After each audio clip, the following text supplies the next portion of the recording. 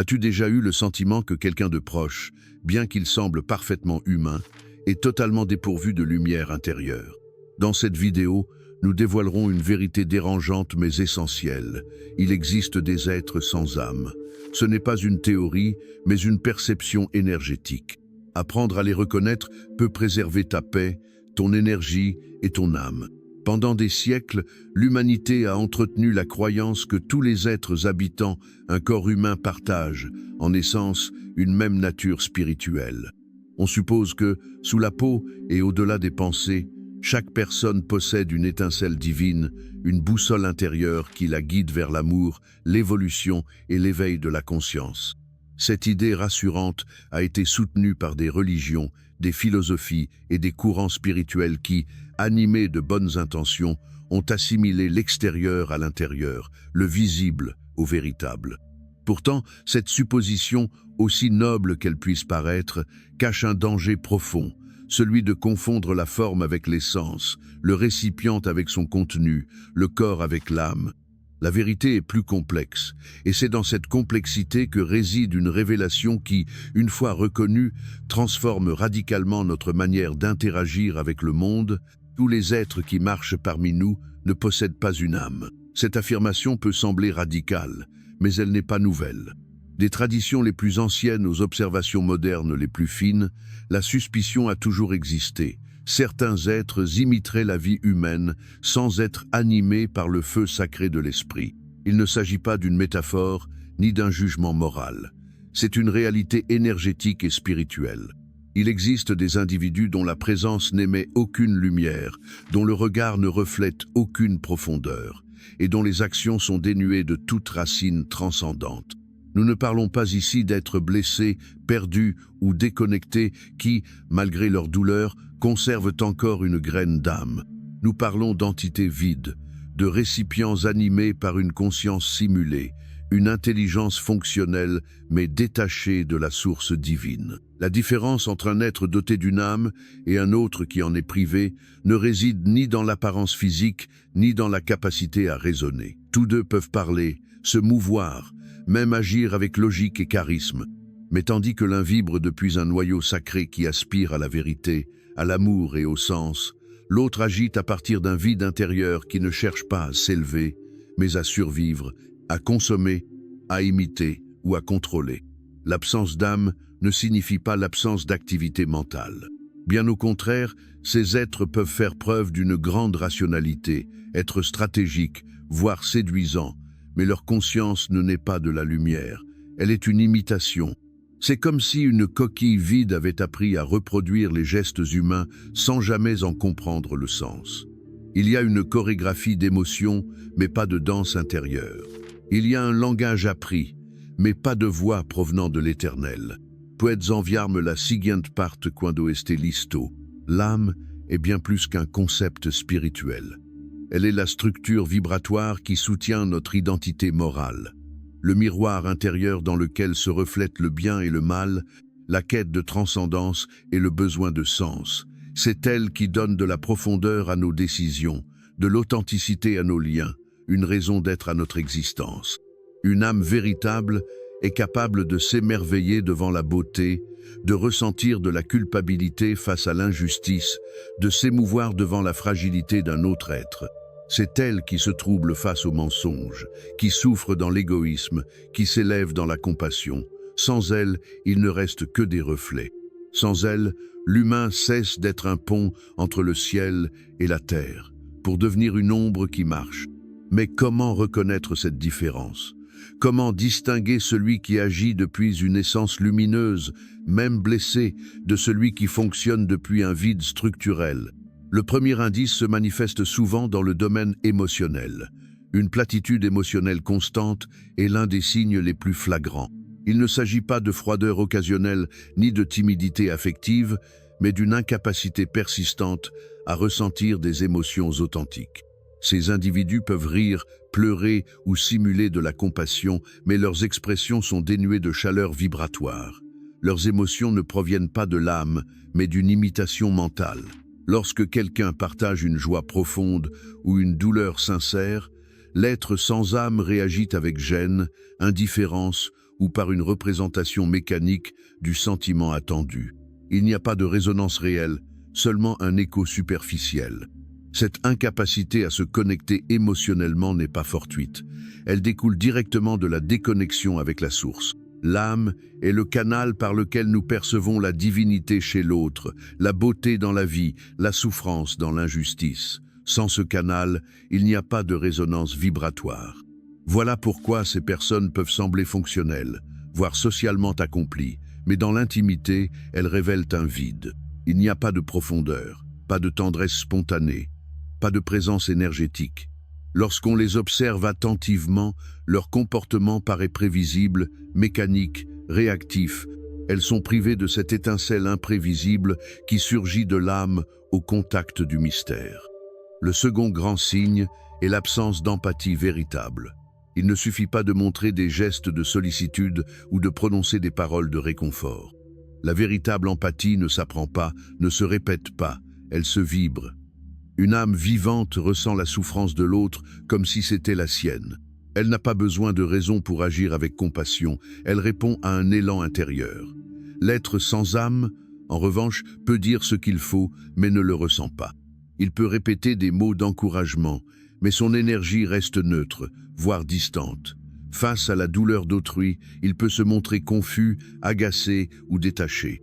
Parfois même, il utilise cette douleur pour manipuler, contrôler ou tirer avantage. Ce manque d'empathie n'est pas un trouble psychologique, mais un vide fondamental. Ce n'est pas qu'ils ne comprennent pas ce que ressentent les autres, mais qu'ils ne peuvent pas vibrer avec cela. Leur conscience n'est pas faite de la même étoffe que la nôtre. C'est comme si leurs circuits intérieurs étaient conçus pour la logique, la stratégie ou le mimétisme, mais non pour la communion. En ce sens, leur humanité apparente n'est qu'un masque. Et derrière ce masque, il n'y a ni blessure à guérir, ni histoire à comprendre, mais une structure vide qui imite la forme sans en incarner l'essence. Ce qu'il y a de plus difficile à accepter, c'est que beaucoup de ces êtres se trouvent dans notre entourage le plus proche. Ils peuvent être collègues, dirigeants, conjoints ou même membres de notre famille. La proximité ne garantit pas la présence d'une âme. Et reconnaître cette vérité n'est pas un acte de rejet, mais un acte de discernement. Car lorsque nous cessons de nier ce que nous ressentons en leur présence, la froideur, l'épuisement, la confusion, nous commençons à voir ce que la forme tentait de dissimuler. La véritable spiritualité ne consiste pas à idéaliser tous les êtres, mais à voir clairement ce qui vibre depuis la lumière et ce qui n'a pas de lumière propre.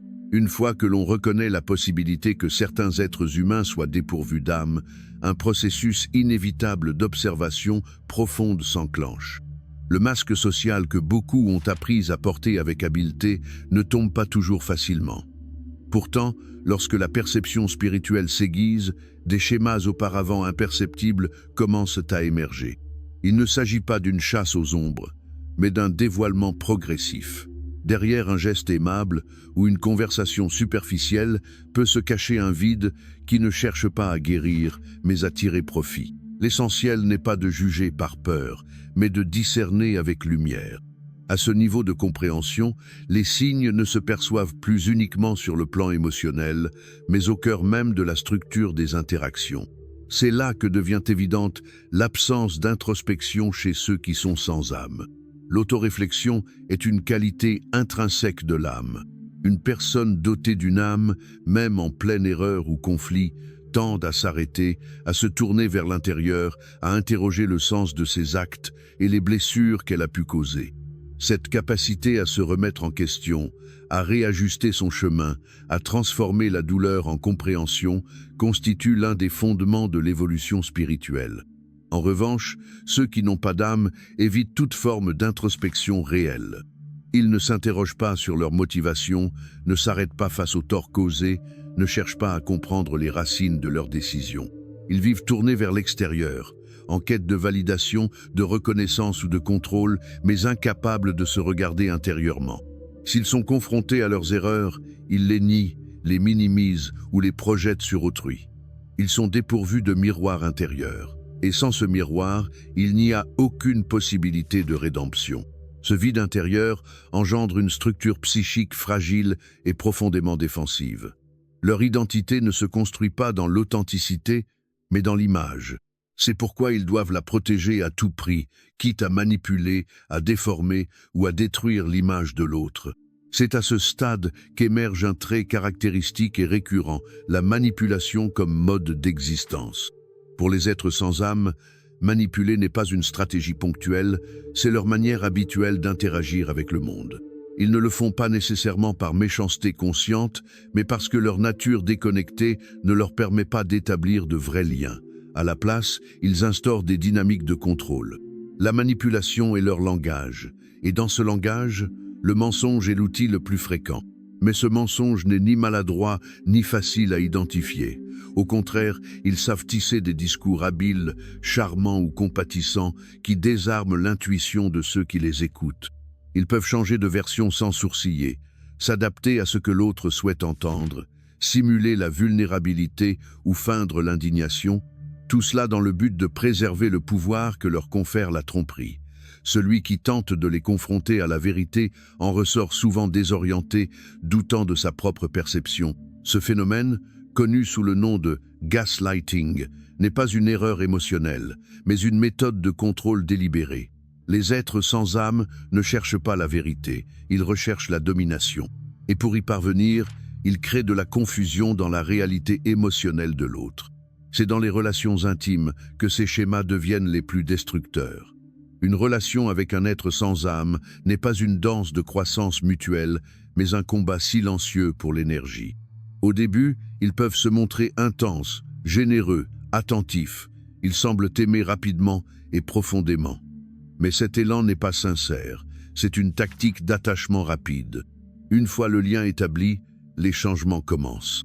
L'affection se mue en indifférence, l'attention devient critique, les soins se transforment en humiliation voilée. La personne dotée d'une âme, déstabilisée par ce contraste, cherche à comprendre ce qui s'est passé. Elle s'efforce, se culpabilise, s'adapte. Et c'est dans cette vulnérabilité que l'être sans âme trouve sa nourriture, le contrôle émotionnel et la dépendance énergétique de l'autre. Ces relations sont marquées par la transaction, non par la réciprocité.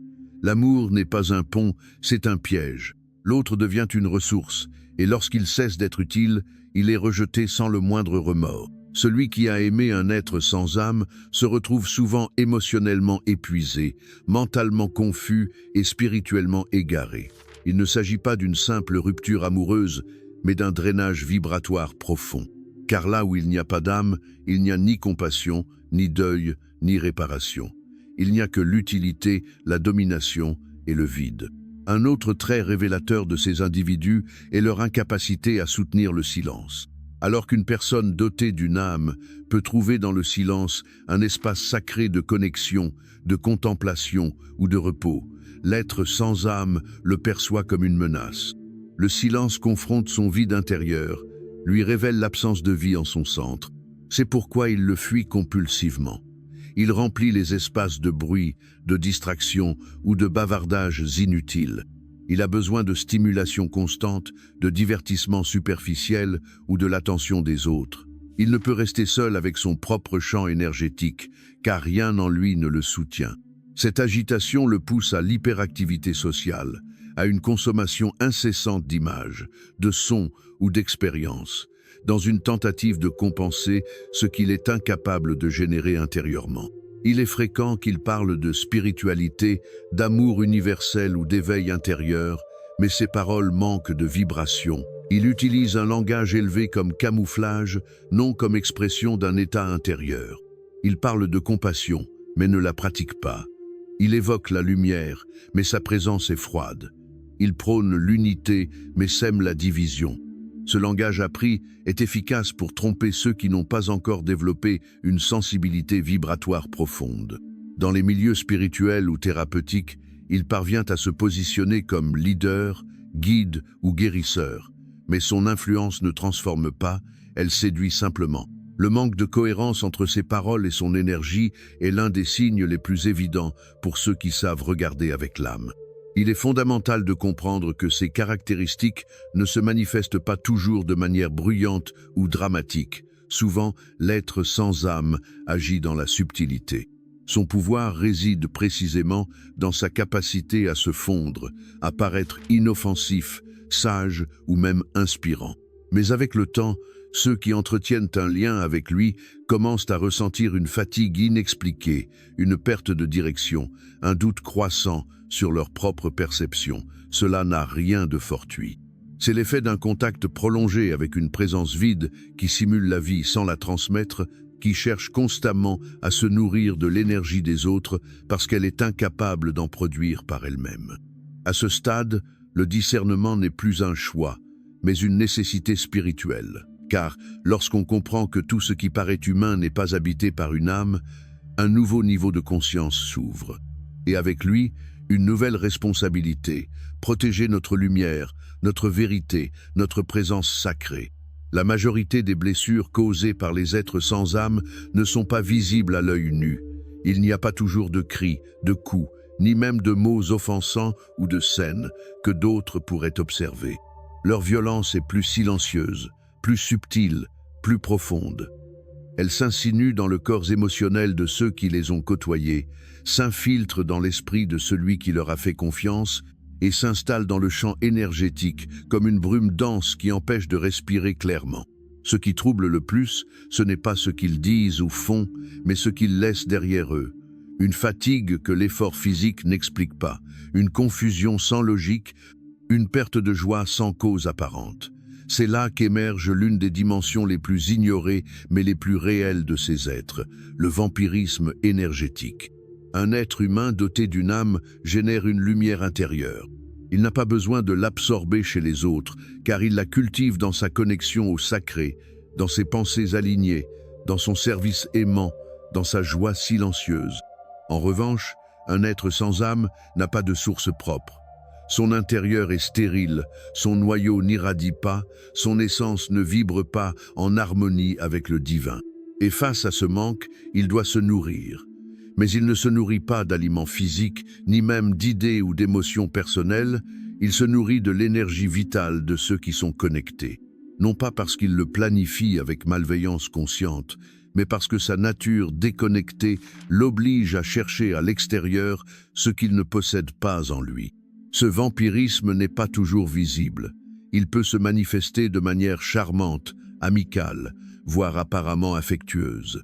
Souvent, les êtres sans âme sont attirés par des personnes lumineuses, compatissantes, ouvertes, car ils perçoivent même, sans en avoir une pleine conscience, cette source intérieure de vitalité. Ils sont attirés par la chaleur des autres, leur éclat spontané, leur capacité à ressentir et à transformer. Mais ils ne s'approchent pas pour partager, ils s'approchent pour consommer. Le lien se crée sous l'apparence de la réciprocité, mais il devient rapidement une dynamique unilatérale, où l'un donne et l'autre absorbe.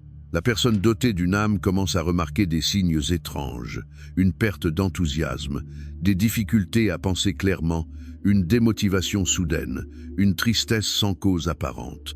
Il ne s'agit pas de simples réactions émotionnelles à la relation, mais de symptômes d'une usure vibratoire.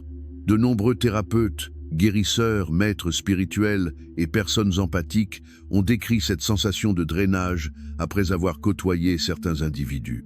Peu importe la brièveté ou la fréquence des rencontres, le résultat est toujours le même. Une fatigue inexplicable, une confusion mentale, un blocage créatif ou même des symptômes physiques tels que des vertiges, des nausées ou des douleurs corporelles sans explication médicale. Ce n'est ni de la suggestion, ni de l'exagération. C'est le résultat réel d'un déséquilibre énergétique profond, où l'un se vide parce que l'autre ne sait pas se soutenir sans puiser. Dans certaines traditions ésotériques, on les appelle parasites énergétiques, non pas comme une insulte, mais comme une description de leur dynamique vibratoire. Ce sont des entités humaines en apparence, mais dépourvues de la capacité à se régénérer elles-mêmes. Elles vivent accrochées aux émotions des autres, aux drames qu'elles provoquent, au chaos qu'elles alimentent, car ce n'est que dans l'agitation d'autrui qu'elles parviennent à ressentir quelque chose s'apparentant à un mouvement intérieur. Là où règne la paix, elles amènent la tempête. Là où il y a une direction, elles sèment le doute. Là où existe un amour sincère, elles introduisent l'ambiguïté, le contrôle ou la dépendance. non pas parce qu'elles détestent la lumière, mais parce qu'elles ne peuvent la supporter sans la déformer. L'un des moyens les plus courants de détecter cette présence est l'incohérence entre leurs paroles et leur énergie. Elles parlent de paix, mais génèrent de l'agitation. Elles parlent d'amour, mais leur proximité crée une tension. Elles parlent d'éveil, mais leur regard est vide. Cette dissonance ne s'entend pas avec les oreilles. Elle se perçoit avec la sensibilité énergétique. Celui qui a développé une écoute intérieure, une perception vibratoire affinée, sent ce désalignement avec clarté. Peu importe la justesse de leur discours, l'énergie, elle, ne ment jamais.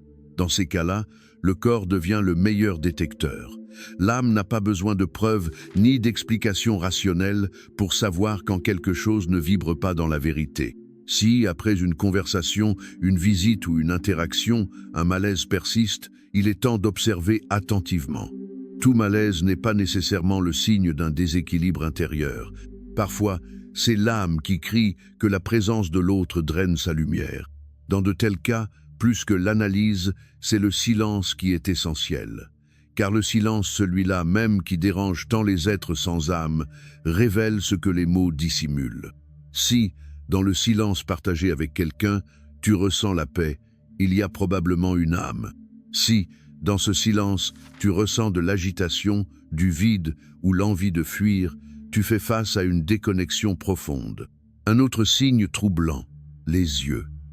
On a toujours dit que les yeux sont les fenêtres de l'âme, et dans ce cas, la métaphore devient littérale. Ceux qui ont croisé des êtres sans âme décrivent une absence dans leur regard. Il n'y a pas de reflet, pas de chaleur, pas de présence vivante. Parfois, même si le visage sourit, les yeux semblent morts. Il n'y a pas de profondeur, pas de témoin intérieur, juste une surface qui joue un rôle, mais qui ne ressent rien. En revanche, lorsque l'on regarde dans les yeux de quelqu'un doté d'une âme, même dans la douleur, quelque chose vibre, palpite, transmet. L'âme se révèle dans l'invisible, dans cette présence subtile qu'on ne peut pas feindre. Et lorsqu'elle est absente, on le perçoit. Non avec les sens, mais avec l'esprit. Ce vide, dans le regard, n'est pas le seul indice. Il y a aussi leur résistance au changement. Peu importe le nombre de livres qu'ils lisent, de stages qu'ils suivent, de retraites qu'ils fréquentent, il n'y a pas de transformation réelle. Leur énergie reste la même, leur vibration ne s'élève pas, leur présence ne se purifie pas, car ils ne cherchent pas à changer, mais à s'adapter. Ils ne veulent pas guérir, ils veulent s'intégrer. Ils imitent ce qu'ils entendent, répètent des phrases élevées, se parant de spiritualité, mais la lumière intérieure demeure absente. Il n'y a ni véritable humilité, ni gratitude sincère, ni profond désir de servir, juste une quête de pouvoir, d'influence ou de contrôle, déguisée en conscience. Face à ce constat, l'essentiel n'est pas la peur, mais l'éveil. La clé réside dans le fait de cesser de rationaliser ce que l'on ressent et de faire confiance à la sagesse énergétique plutôt qu'à la logique superficielle. Lorsque quelque chose paraît froid, vide, confus ou épuisant, il n'est pas nécessaire d'en chercher la justification. Il est temps de revenir au centre, de renforcer sa lumière intérieure et d'établir des limites sacrées. Car là où une âme est vivante, il y a le droit de protéger sa propre vibration. Le discernement ne divise pas, il éclaire. Il ne rejette pas, il met en ordre. Et dans cet ordre, l'âme retrouve sa force et sa liberté. Reconnaître l'existence d'êtres sans âme n'est pas un acte de condamnation, mais un geste de lucidité spirituelle. Il ne s'agit pas de les classer, de les pointer du doigt ou de les craindre, mais de voir avec clarté ce qui, jusqu'à présent, restait voilé par la forme. L'âme qui s'éveille ne cherche pas à juger, mais elle ne peut plus nier ce que sa sensibilité perçoit. Le discernement devient alors un outil sacré, non pas pour exclure, mais pour préserver l'intégrité de ce qui vibre dans la vérité. Car lorsque l'âme s'affaiblit à force de côtoyer des présences vides, elle ne s'épuise pas seulement, elle commence aussi à douter d'elle-même.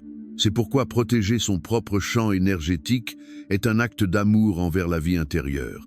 La première clé pour y parvenir n'est pas l'analyse intellectuelle, ni l'argumentation logique, mais la perception intuitive. L'esprit peut se justifier, se tromper, même se convaincre qu'il exagère. Mais le corps et le cœur ne mentent jamais. Lorsque quelque chose ou quelqu'un provoque une réaction subtile d'inconfort, de fatigue soudaine, d'anxiété sans cause apparente, il faut s'arrêter et écouter. L'intuition est le langage de l'âme. Elle ne crie pas, mais elle insiste. Elle n'impose pas, mais elle guide. Apprendre à suivre cette guidance est un chemin qui s'affine avec la pratique, mais qui demande du courage.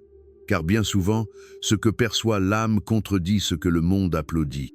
Il y a des êtres qui paraissent bons, sages ou spirituels, mais dont l'énergie ne vibre pas en cohérence. Et c'est là que commence l'épreuve véritable. Voir au-delà des mots, au-delà du personnage, au-delà du déguisement. L'une des manières les plus simples et puissantes de discerner est l'épreuve du silence. En présence d'une âme authentique, le silence devient un espace de communion, de paix, d'intimité sacrée. Il n'y a rien à combler, rien dont il faille s'échapper. Le calme devient un temple. À l'inverse, l'être sans âme ne peut supporter le silence. Il l'incommode, l'irrite, le met à nu, car dans le silence, il ne peut plus jouer un rôle, ni distraire, ni contrôler. Et ce qui reste, c'est son vide. C'est pourquoi il parle sans cesse, interrompt, dramatise, exagère, change de sujet, tout pour éviter ce que l'absence révèle, qu'il n'y a pas d'âme au centre de son être. Face à cette clarté, l'essentiel n'est pas d'attaquer ou de corriger l'autre, mais de protéger son temple intérieur. Et pour cela, il est fondamental de poser des limites. Les êtres sans âme ne respectent pas la gentillesse, mais la fermeté. Ils ne reconnaissent pas la compassion comme langage, mais perçoivent la limite comme une frontière énergétique. Il est donc vital d'apprendre à dire non sans culpabilité, à fermer des portes sans justification, à retirer son énergie sans conflit, non pour punir, mais pour préserver. L'âme est un champ sacré, et tout le monde n'a pas à y accéder. Un outil puissant est la visualisation énergétique. Imaginez une sphère de lumière dorée entourant le corps, scellant le champ vibratoire avec une intention consciente et bien plus qu'une métaphore. C'est une pratique qui active la protection intérieure. Cette lumière peut être programmée avec des paroles personnelles, des affirmations sacrées ou des symboles ancestraux. L'essentiel n'est pas le rituel extérieur, mais l'intention vibratoire. Certains utilisent l'ankh, l'œil d'Horus, la croix, la fleur de vie, non comme superstition, mais comme encre de conscience qui réaccorde l'âme à son dessein originel. Porter un talisman chargé de l'énergie de la source revient à rappeler au corps subtil qu'il est soutenu, guidé, protégé. Il est aussi important de limiter sa vulnérabilité face à ces êtres. Partager ses rêves les plus profonds, ses blessures les plus sensibles ou ses idées les plus sacrées avec quelqu'un qui n'a pas d'âme revient à laisser les portes grandes ouvertes en pleine tempête.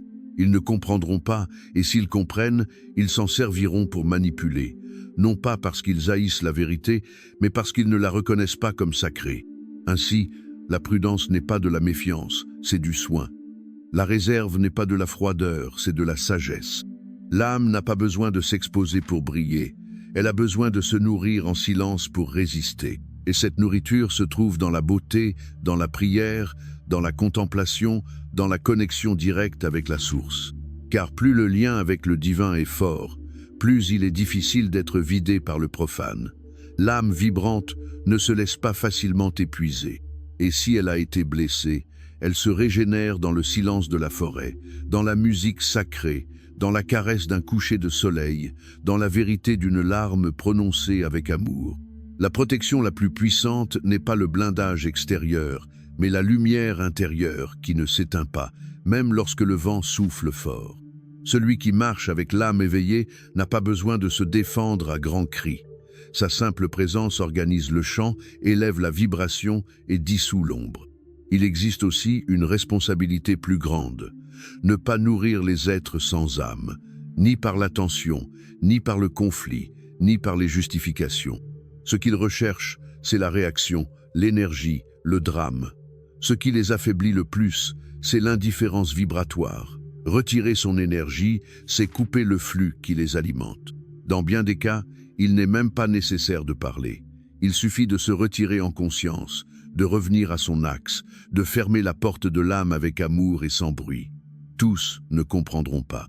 Certains diront que tu exagères, que tu inventes, que tu devrais pardonner. Mais toi, tu sais. L'âme sait toujours.